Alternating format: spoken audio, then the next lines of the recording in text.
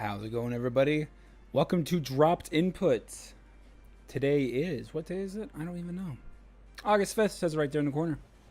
How's everybody? What are we doing? Just make sure we get everything all situated here. There we go. Great.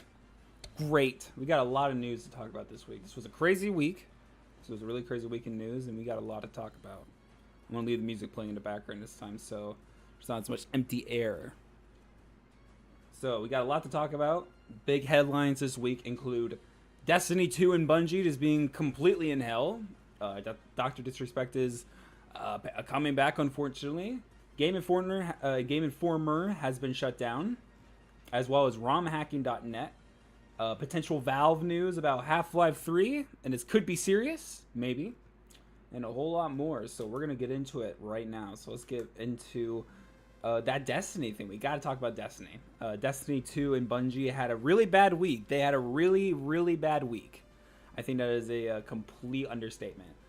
So what exactly happened with Bungie? What exactly happened with Destiny 2? Well, let's first talk about Bungie's CEO, Pete Parsons, everyone's favorite man in charge. Oh boy, man, this the thought of this man gets me so upset. I gotta salivate. I'm salivating at the thought of it. So here's what happened, right? So, Bungie CEO Pete Parsons reportedly spent over $2.3 million buying classic cars after the Sony acquisition. So if you've got, Bungie was acquired by Sony. So this was going to be a really big news because it was going to be like, oh, it's going to be great. They're going to get so much more funding. You know, Destiny's probably going to get a bigger presence on PlayStation. You know, it's going to give them more, it might help boost PlayStation a little bit. Who knows? But it really seems that ever since the Sony acquisition, it's kind of actually gone downhill. Unfortunately, it really seems that way. So this was uncovered the same day that Pete Parsons made a statement saying that they had laid off 220 employees because the company has been dealing with financial challenges. After being acquired by Sony, they were still having financial issues that led to 220 people losing their jobs. And among these people that left Bungie are Luke Smith and Mark Noseworthy. Now, these people were not fired. They were not laid off. They rather left on their own, part of the restructuring going on over there. The difference there being that they understood what was happening, left of their own accord, or made their own separate deals, what this quote says.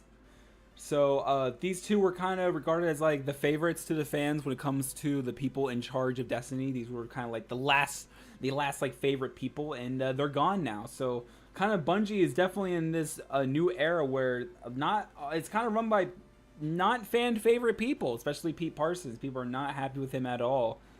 And unfortunately with this Destiny and Bungie stuff, it just got even worse because we got reports and we got leaks, something like that, of upcoming projects for Destiny 2 and Destiny 3.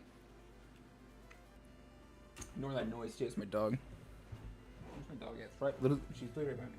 Go lay down, you. Can you see her? There, hey, wait. There she is. Go lay down. Go lay down. Go lay down. All right. So let's talk about Destiny 3. So Bungie has reportedly canceled the rumored Destiny 3 codenamed Payback project following these layoffs. These 220 people with that left Destiny 3 as well, at least whatever state it was in. And as well as some projects for Destiny 2. So what Payback was going to be designed to be is it was going to be set in the Destiny universe, obviously, and it was going to pivot from a first-person to a third-person perspective. Players were allowed to use the franchise's characters to explore a large world while cooperating to battle monsters and solve puzzles, and it took heavy inspiration from Warframe and Genshin Impact, two very money-grubbing games. So, yikes, what could that have been? So, I do have it here that as well. It should be noted that Destiny 2 was ranked 5th highest revenue generating title for June 2024. 2 months ago, this was the 5th highest money making game. And that surpassed Valorant, Diablo 4, GTA 5, and Roblox. Yes, beating Roblox and GTA 5, which are almost like legitimate money printing machines, Destiny 2 was making more money than that. And somehow, some way, they do not have enough people. They do not have enough money to keep 220 people hired, keep these projects alive that people were probably interested in. But thank God Pete Parsons was able to buy $2.3 million in classic cars. That's really awesome of him. If that $2.3 million was spent on employee wages, they could have kept probably around maybe 20 to 25 people, which isn't a lot compared to 220, but that still would have been something. But instead, hey, I hope he got a Porsche at least. I don't know. Moving on here, we got Dr. Disrespect teases his return to online content creation this past July 31st. So, Dr. Disrespect posted a picture of him in a dark room in front of a chessboard that has checkers on his side, and on the camera side has checker pieces. I think I said that wrong. Chess pieces were on Dr. Disrespect's side, and on the camera's side was checkered pieces. There we go. I think I said that right. This is the first post that Dr. Disrespect has made since his indefinite hiatus when he was being exposed for talking inappropriately to a minor in Twitch DMs. So that's great. I'm glad he's coming back, I guess. No, I'm not. Like, obviously I'm not. It should be said that he was also lashing out at people in his comic sections, calling him out for the things that he was accused of. And then most notably, he made like a pronoun joke, or like, oh, you got pronouns in your bio, you don't matter, to someone. So expect Dr. Disrespect to be start going way down the right wing path in his content. So yay for that. So getting on to some really more sad news here. We got Game Informer. I keep saying Informer. I don't know why I keep saying Informer. Game Informer has been shut down after 33 years of business. They had the following statement: the final level, farewell from Game Informer. From the early days of pixelated adventures to today's immersive virtual realms. Oh wait, no, hold on. That's the second paragraph. After 33 thrilling years of bringing you the latest news, reviews, and insights from the ever-evolving world of gaming, it is with a heavy heart that we announce the closure of Game Informer. Oh, excuse me. From the early days of pixelated adventures to today's immersive virtual realms, we've been honored to share this incredible journey with you, our loyal readers. While our presses may stop, the passion for gaming that we've cultivated together will continue to live on. Thank you for being part of our epic quest, and may your own gaming adventures never end.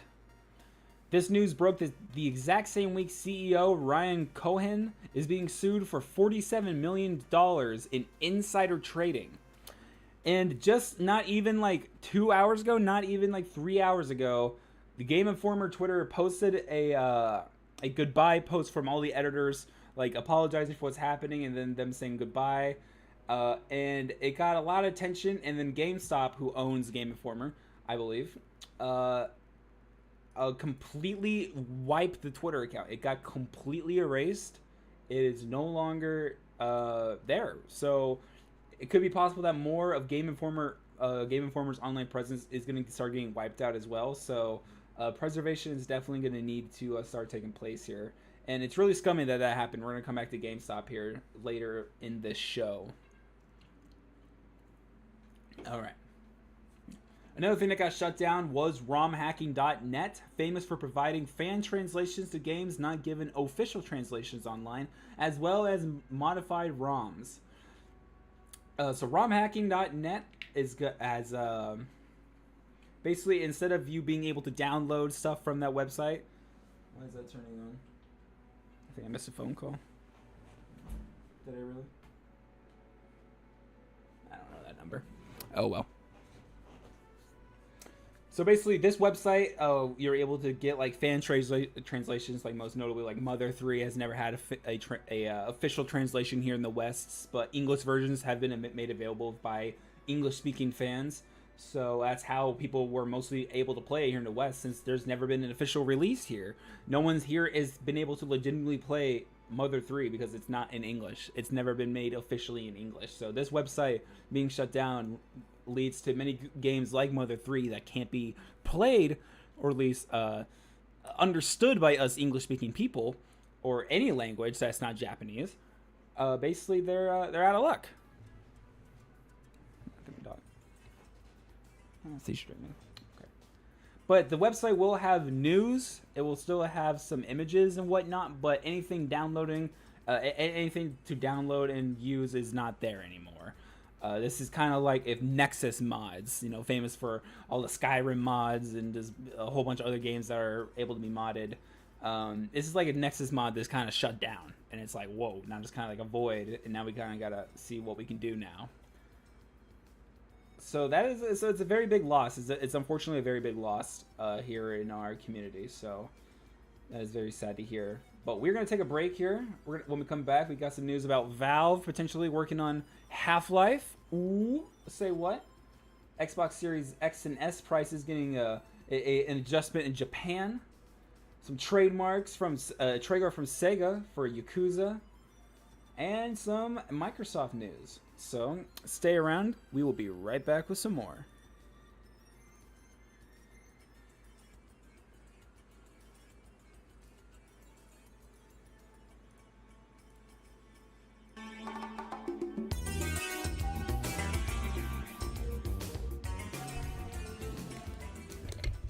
Oh, sorry, Fancy.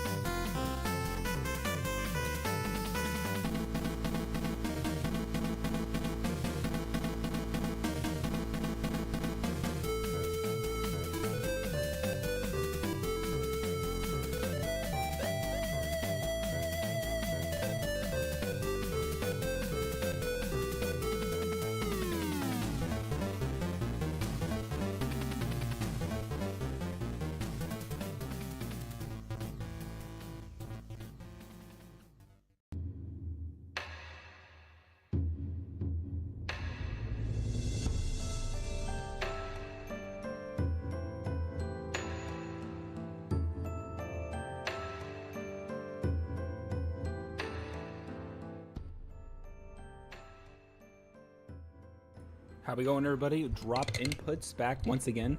I keep forgetting that when I have these two things, right?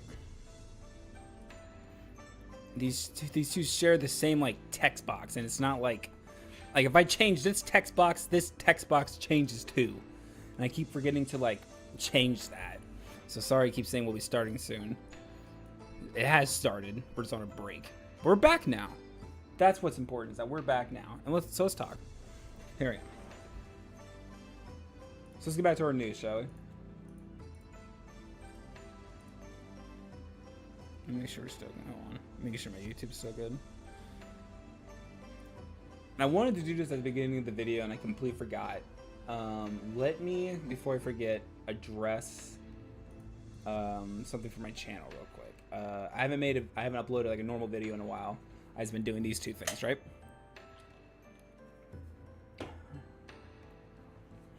So, ooh, you hear that? All right, so let me just say this. Here's what's going on with the channel, right? So I have stuff that's in the works right now. I have like a new video that's audio's been recorded. I have more of that Minecraft series that I wanted to do. This kind of right now, I'm just kind of taking a little break. Me like, all right, I grinded so much during the summer. It was awesome. Like I made a lot of great stuff during the summer, and I'm proud of the stuff that I did. My summer's coming to an end. This is like pretty much the last week of my summer because it's back to my big boy job here pretty soon. I'll still be doing this show, whatever, but I got more responsibilities coming back into my life, and I'm pretty excited for that.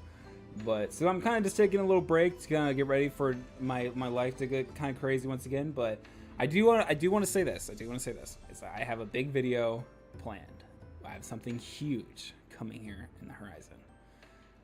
This weekend, I'm filming something massive, really huge. I'm like something really huge. I'm really excited to do this. It may not be huge to the casual audience, but this is ginormous for me. This is like as big as it gets. This is a really important moment in my life, and it's gonna be on this channel. So keep an eye out for it. That means it's gonna be coming out like next week, but this weekend I'm filming something big, and it's gonna come out as soon as I can get it to come out. Keep an eye out for that. Well, let's get back to our news here.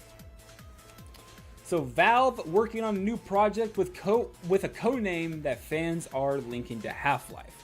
So rumors of Half-Life 3 have once again been resparked by a voice actor's resume. Natasha Chandler's, I believe is how you say it. Natasha Chandler's website lists a Project White Sands video game under her voice work, which is linked to Valve.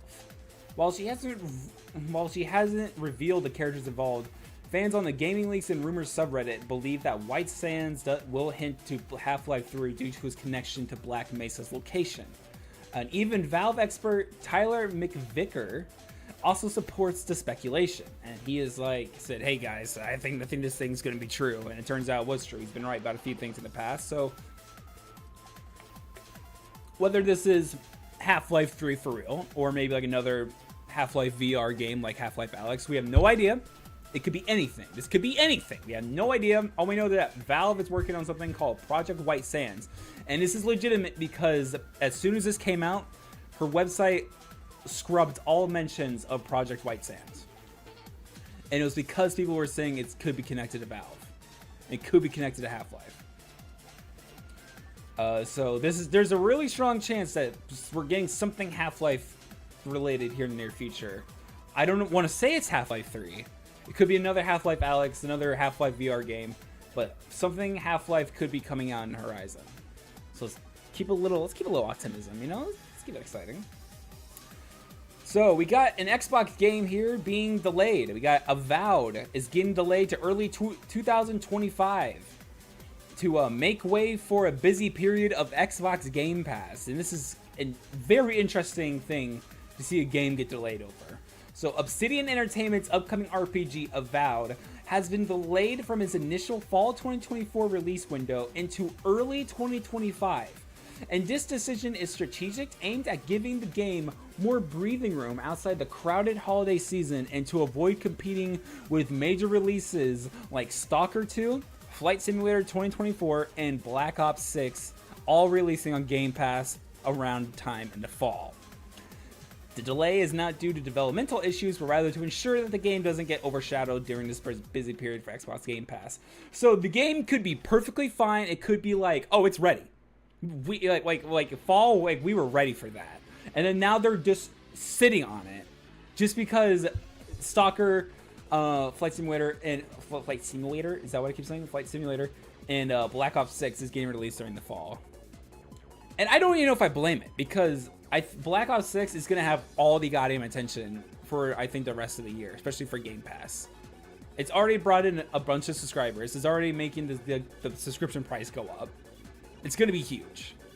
So if you were excited for Avowed, February 2025 is what I believe I saw the release day say. Speaking of Xbox and Microsoft, Xbox Series X and S is getting a price increase in Japan starting August 15th. So the Xbox Series X will now be 66,978 yen, which is roughly $461 here in the United States, which is about $40 cheaper than what an Xbox here actually costs. And then a Series S 1TB model will now cost 49,978 yen, which is around 344 USD here, which is around $9 cheaper than what it would cost you. And then the regular Series S is now going to cost 44,578 yen, which is 307 US dollars, which is $7 more expensive than here. So it's a bit of a weird pricing. Microsoft said that they always regularly evaluate the impact of changes in market conditions for local pricings. And it's kind of weird how, like, a Series X, if you transfer your USD into yen, you can get a Series X $40 cheaper. But if you want to get a Series X, it will cost you $7 more. I think that's really weird. Shifting gears a little bit to Nintendo now. Nintendo Switch Online adds Pokemon Mystery Dungeon on August 9th, which is this Friday. So this Friday, you can play Pokemon Mystery Dungeon Red Rescue. This is the Game Boy Advance game that the Nintendo Switch Online subscribers will be able to play here on the 9th. And I haven't played it myself, but get excited if you like Mystery Dungeon. It's finally making its way onto the worst version of Virtual Console mankind has ever seen. I'd rather just pay $3 to have it on my Switch forever instead of having to pay a subscription for it, but whatever. So Monolith Soft is recruiting for a new RPG directed by Tetsuya Takahashi. And the only quote I got here is that the new RPG is taking on new challenges compared to previous Monolith Soft titles. So it sounds like Monolith Soft is cooking up a new RPG. It doesn't list like exactly what RPG could be. It could be a new IP. It could be a new RPG in its series that it's already had. We don't know, but Tetsuya Takahashi is cooking up something, and he's looking for workers. Sega has filed the trademark Yakuza Wars. On July 26, 2024, it appeared on Chisai Watch Database on August 5th, 2024. The name Yakuza Wars suggests the development of a sequel or a new spin-off of the Like a Dragon series, previously known as Yakuza outside of Japan. However, with Sega's recent efforts to rebrand the series under its original Japanese name, Like a Dragon, the future of the Yakuza Wars trademark remains unclear. So we're not sure exactly what this could be. That we know that I'm not even going to try to pronounce this studio's name, RGG. They cook out Like a Dragon games like crazy, and they're always high quality. But we don't know what exactly this could be, since they are trying to get away from the Yakuza name. But this could be the last Yakuza named game. It's going to be called Yakuza Wars or something like that. So we have no idea. So keep an eye out for that in the future, or we'll see what this turns into. Final Fantasy VII Remake Trilogy Finale will receive a revamped version of the Queen's Blood card game. Final Fantasy VII Rebirth director Naoki Hamaguchi has confirmed the return of the card game Queen's Blood for the third part of the remake trilogy. He was speaking at the Otakon Anime Convention. Hamaguchi mentioned that due to popular demand, a revamped version of Queen's Blood is being prepared for the next title in the series. So I thought it was alright. I really liked Queen's Blood. I thought it was super cool. It was definitely one of the most addicting parts of Rebirth. and I can't wait to see what they're gonna revamp with it. I don't really know how much more crazier you can make it, but shit, they made that game crazy as all hell. So you know what? I'm sure the finale is gonna go balls to the wall. So we'll see. Next up, going back to Microsoft and Xbox for a little bit. Xbox's Gamescom presence will be large, with over 50 games being shown off. At Gamescom 2024, Xbox is set to have a significant presence with over 50 games showcased. This includes titles from Xbox Game Studios, Blizzard, Bethesda, and other third-party developers. Key highlights will feature playable demos of games like Avowed, which has been delayed, but it must be almost ready. I mean, it's almost fall time now. The Starfield DLC, Shattered Space, if for some reason you want to play that, and the Indiana Jones title. Additionally, Blizzard will bring offerings from Diablo and World of Warcraft. The Xbox booth will also bring sections dedicated to PC, console, and cloud gaming, as well as various accessibility features to ensure inclusivity for all attendees. So, if you're going to Gamescom, Xbox will have a pretty big presence there, so get excited for that. They usually have a good amount of... Gamescom is kind of like a micro... it's kind of like a nice end to the Summer Games Fest. They have some game announcements, some new game trailers, but it's usually nothing ever really that crazy. Last year, they had the guys come up on stage and say, "Jeff, what is GTA 6? What is GTA 6?" And he got really pissed off. That was funny. But Microsoft and Activision have formed a new, smaller team within Blizzard, composed of King and other Activision employees to work on AA games based on existing Blizzard franchises like Overwatch, Warcraft, StarCraft, and beyond. So, if you don't know what King is, they're famously known for Candy Crush, and Blizzard bought them, and now Microsoft owns them. So, Microsoft and Activision have established a new team within Blizzard to create smaller AA games, not AAA, AA, based on existing Blizzard IPs. The goal is to leverage Blizzard's popular franchises like Overwatch and Warcraft and many others in a more agile and cost-effective manner. These games may span from mobile, PC, to console platforms, aligning with Microsoft's strategy to diversify and innovate within the gaming market. So we could see stuff like Overwatch Tower Defense or maybe StarCraft Mobile or some shit like that. So interested to see what they're going to do with this. I would like to see some Overwatch spin-offs. I think they have an interesting world.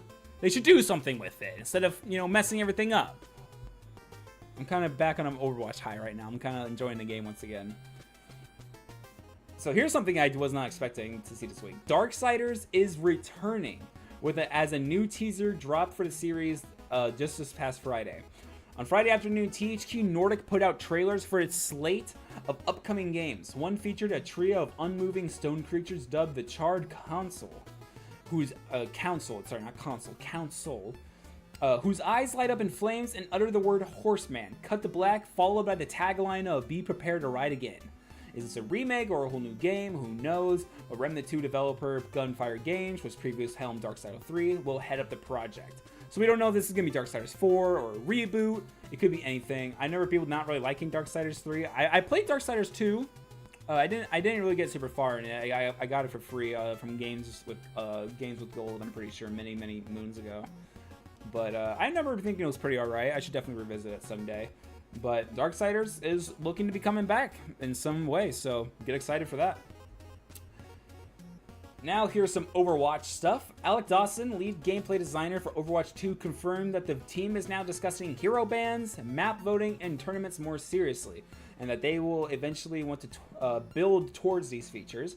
Overwatch 2 devs have previously announced that they're looking to bring some experiments to the game to provide players with the best experience possible. Aside from a new 5v5 format, apparently the team is considering bringing back hero bans with the addition of map voting and tournaments. So online people aren't very happy about this. People don't really like the idea of hero bans in Overwatch. Tournaments would be interesting. Map voting, I think, would be interesting as well. But hero bans, I'm not really into that, especially in the competitive. I think anybody should play whoever they want, because if people are, people usually get mad about Sombra, so everyone's like, oh, now we're gonna ban Sombra, and then Sombra mains now are not really able to play the game effectively, kind of isolating and exiling players. Like, yeah, Sombra mains are annoying, but guess what? It's the game. Adapt. But we'll see where this goes. They're apparently having serious conversations about it. They already are playtesting 6v6 here pretty soon, so wouldn't be surprised if we start seeing these being playtested maybe sometime near the end of the year or so. So we'll see. Logitech. So this isn't really gaming, but this is definitely for gaming peripherals, and I think everyone's going to want to hear this. So Logitech has an idea for a forever mouse. So they're considering a subscription model for a mouse. For a mouse. A subscription model for a mouse. For a mouse. You're kidding. Oh, there goes Heihachi. All right, well, Heihachi's dead. Again. So they're considering a subscription model for a mouse similar to services like printer ink subscriptions. I have like dyslexia or something. The idea is to offer a high-quality, long-lasting mouse with continuous software updates and support for a recurring fee. This approach aims to enhance sustainability by reducing manufacturing and packaging waste. However, concerns remain about whether users will accept paying ongoing fees for hardware traditionally bought outright. Logitech CEO Hanaki Faber emphasizes the company's commitment to design-led software-enabled hardware. So I don't ever fathom anybody ever saying, you know what, I bought the mouse, and now I would like to have a subscription for this mouse to even use it. You're an idiot if you support this. I'm sorry. I try not to be rude. I'm trying not to be a biased person on the show. Sometimes I am, but sometimes you just have to put bias aside and say, this is stupid. This is stupid. If you support this, you're stupid. Printer ink subscriptions are stupid enough. Mouse subscriptions is ridiculous. Sorry, we're gonna keep going through all these news. So we got a lot of news this week, so I'm going straight through.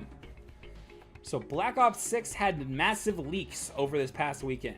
Recent leaks have surfaced online from an early build of Black Ops 6, revealing a wealth of images and gameplay online. And despite Activision's efforts to swiftly remove most of this content, several key details about the game's multiplayer features and Warzone developments have been pretty much emerged. So there's a bunch of maps that got leaked, guns, menus, UIs, basically a whole bunch of stuff has been unveiled, and even still to this day some stuff has still been coming out, and all this was found through a jailbroken PS4, and somehow they were able to get access to a beta build of Black Ops 6. So whatever you see online is obviously not the final product and probably not what the beta is going to look like at the end of this month. So take everything with a grain of salt. All right, these games look different when they're in development. We cannot stress that enough. So, COD Next is scheduled for the end of this month, and they're going to be showing off a lot of more of the game, and especially with the multiplayer beta, will be releasing at that same time. So, we'll be keeping out to see what official gameplay will be looking like at the end of the month. So this isn't really video game related, but there's video games of it, and I think it's important, so we'll talk about it. Henry Cavill's Warhammer 40k series won't happen unless creative guidelines are established. Though Henry Cavill announced a Warhammer 40k series with Amazon Prime some time ago, it appears the project will not move forward unless Amazon gains some editorial control. So right now, Henry Cavill has been trying to get a Warhammer series made for a long time, and he's even left the Witcher show because they weren't respecting source material. So good on him for having, like, you know, the guts to say, hey, listen, you got to respect source material. You got to give the fans what they want. Like, sometimes, like, this stuff, it doesn't appeal to critics. Like, you have to appeal to the people, like, the games are appealing to. You have to appeal to the audience, because that's what Warhammer 40k is appealing to. So right here, what was it? Games Workshop's made a statement. As announced in December 2023, we entered into agreement with Amazon Content Services, a subsidiary of Amazon, blah, blah, blah, blah. Blah, blah, blah. Warhammer 40k universe into films and televisions together with associated merchandising rights. Under the terms of this agreement, Games Workshop has granted exclusive rights to Amazon in relation to films and television series sets within the Warhammer 40k universe, together with an option for Amazon to license equivalent rights in the Warhammer Fantasy universe following the release of the initial Warhammer 40k product. Games Workshop and Amazon are working together for a period of 12 months ending in December 2024 to agree to creative guidelines for the films and television series developed by Amazon. The agreement will only be proceeded if creative guidelines are mutually agreed upon. We will update you accordingly. So there's a real possibility that this series just may never happen because Amazon will not budge and not adapting to what they want. They want this to be kind of like as close to the source material as possible, and it looks like I might not go that route. Be a huge loss because I know that series would kick ass, so let's hope it gets made. So we're going to talk about Starfield. Somehow that has more news. New Starfield fan expansion adds free content and 3 quest storylines. So yes, fans are finally making mods for Starfield, and they're even making their own fan quest storylines for you to explore.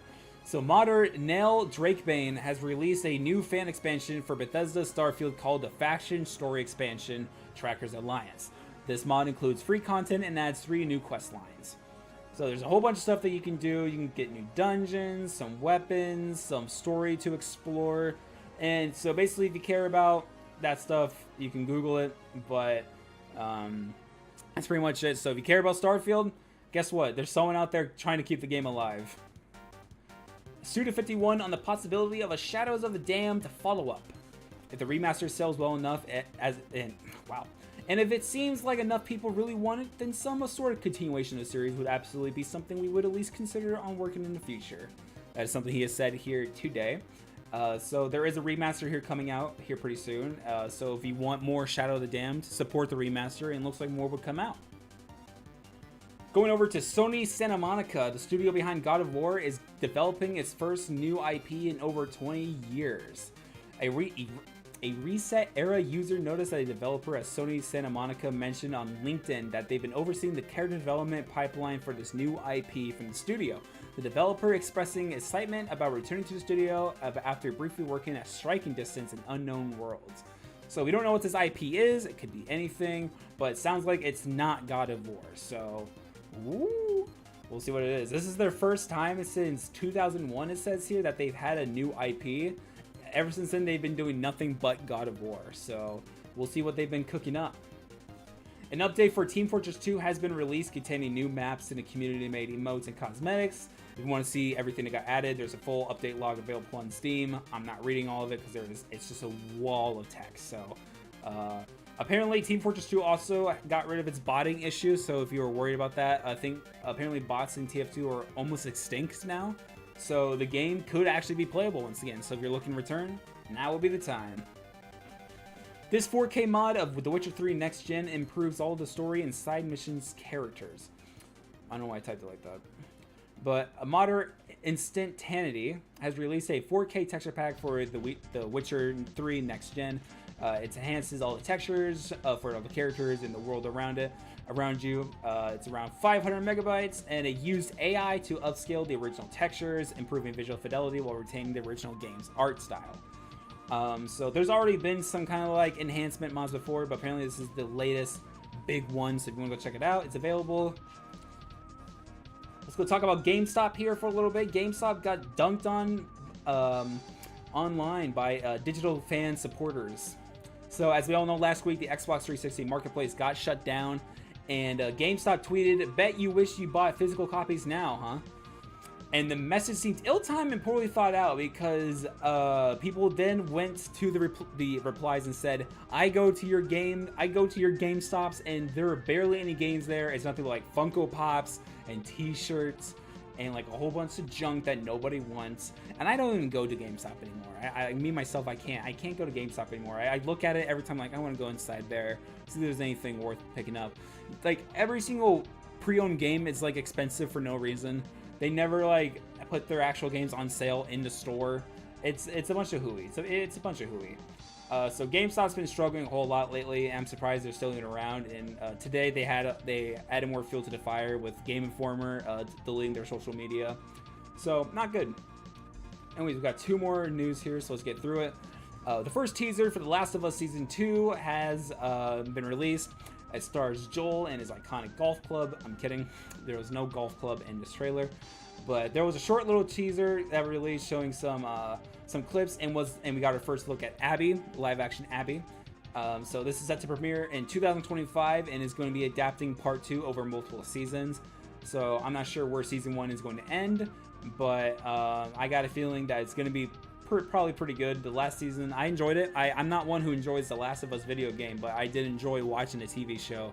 It felt like this is something that should have been a TV show to begin with and not a game, because it barely feels like a game. It feels like just an interactive story. I talked about this in my Final Fantasy 16 video.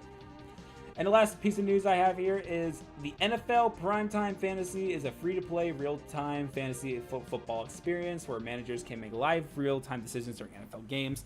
So Ubisoft has launched a fantasy booking app where basically you can do fantasy football stuff at the exact same time as actual live games. So I'm not really sure how this works. I don't do fantasy football, but if you're into that, check this out, because apparently this is going to be a little bit of a game changer for fantasy football. So go check it out.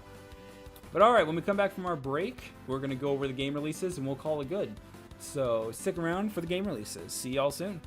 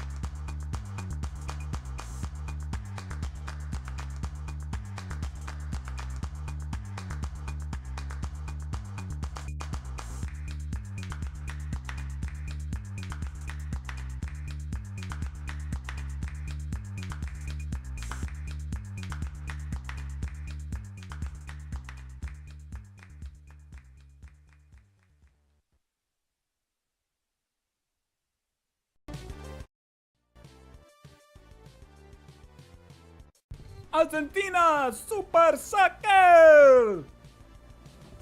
Oh, I did that. All right. Last piece of this show, what we always do is we go over the game releases for the week. I got a few here, so let's go over them. This week, you can expect Creatures of Ava releasing on PC and the Xbox Series X and S on the August 7th. That's a way of saying it. You join a young nature explorer named Vic on her expedition to planet Ava. Explore 4 distinct and colorful ecosystems bustling with life. Tame over 20 wild creatures with the music of a special flute. Meet the Nam, Ava's inhabitants, and learn their unique customs. Excuse me, I finished this crush. I'm still burping it up. Solve the planet's inhabitants from the infection called the Withering, and help Vic solve the secrets of Ava and her own troubled past. So that comes out August 7th if you want to check that out. Cat Quest 3, Pirates of the Caribbean. Yep. PC, Switch, PS4, PS5, Xbox One, Xbox Series X and S on August 8th. You get whiskered away on a hearty cat venture in Cat Quest 3, the third installment in the award-winning Cat Quest series. Play as a swashbuckling pervertier. I don't think that works, guys. In this 2.5D open-world RPG set in a fantastical pirate-themed world, the Caribbean, an archipelago swarming with pirates, searching for the Northern Star, a long-lost mythical treasure. Alongside your trusty spirit companion, set sail through the Caribbean with your very own ship. But beware, the seas are dangerous, and a meowtiny is not... whatever. I hate these puns. Basically, cat pirate game, RPG, 2.5D perspective, open world action RPG, August 8th on Steam and pretty much everything. Go check it out. Steam World Heist 2 is coming out, PC, Switch, PS5, PS4, Xbox Series S and X, and Xbox One on August 8th. Join Captain Leeway and his ragtag crew as they uncover the that's a hard word. A menace threatening the Great Sea. Equip and upgrade your crew for turn-based gunfights packed with ricochet action. Engaged in real-time naval combat. Get ready to aim, plot, and plunder in this turn-based tactical adventure. So that is coming out August 8th. Preserve is releasing early access on August 8th as well. Preserve is a puzzle, nature-building game that takes the players on a journey in a harmonious ecosystem. The objective is to foster and sustain a thriving and diverse biomes where each component coexists in a symbiotic. Symbiotic? Am I saying that right? Like symbiote? And harmony, basically. By utilizing strategic thinking and a keen eye for balance, players are granted the power to position a wide array of plants and animals, curating an environment that caters to their preferences and aspirations. And the last game releasing this week is The Crush House on PC, as releasing August 9th. You get to film and produce 1999's hottest reality TV show, The Crush House. Select a crush-worthy cast, satisfy voracious audiences, and keep the show on air to uncover the sinister secrets behind this darkly comic thirst-person shooter. It's not 18 plus. I looked at the description. It's not 18 plus, so I guess rated teen maybe. That is coming out PC August 9th. And that is everything I have for this week on Dropped Inputs. So thank you so much for tuning in if you did. Again, I got stuff coming up on the horizon for this channel. I got some really great stuff. I'm really excited for what I got in store. Again, this weekend where I'm filming something massive that I'm going to try to get out definitely before the end of the month. But I'm going to take my time editing this because there's going to be a lot of footage to go through. So it's something that I'm very much really excited for. I'm just gonna use the last few minutes I have left here to kind of talk about this without giving away what it is. It's not like it's a passion project for sure. I'm going somewhere and I'm gonna hang out with somebody, and it's gonna be in a video, and we're actually filming 2 videos. There's gonna be 2 videos made out of this, but I'm really excited to show what this is gonna be later. This weekend is gonna be huge. It's gonna be really huge. Probably one of the biggest weekends of my life, I think, for sure. So I really hope this isn't gaming. What this project is I call it a project as if it's like some super big deal. I mean, it's not a big deal to anybody else except for me. But this is huge. This is really huge for me.